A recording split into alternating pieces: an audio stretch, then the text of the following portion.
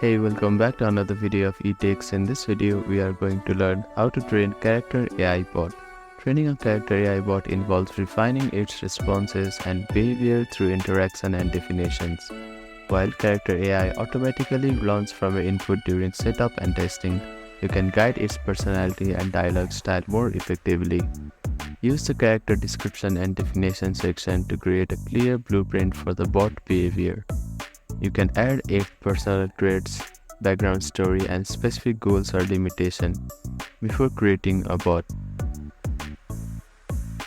You can interact with the bot. Test your bot by starting a conversation. Monitor how well it aligns with your intended personality and style. Provide new prompts during interaction to adjust its behavior. Adjust the bot's definition and example dialogues if its responses are not satisfactory.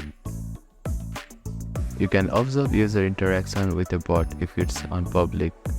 Identify patterns where the bot may need improvement or clarification on its training data.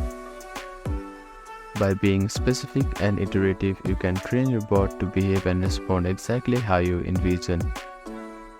Thank you for watching this video. Please do not forget to like, share and subscribe to our channel and comment down if you have any queries.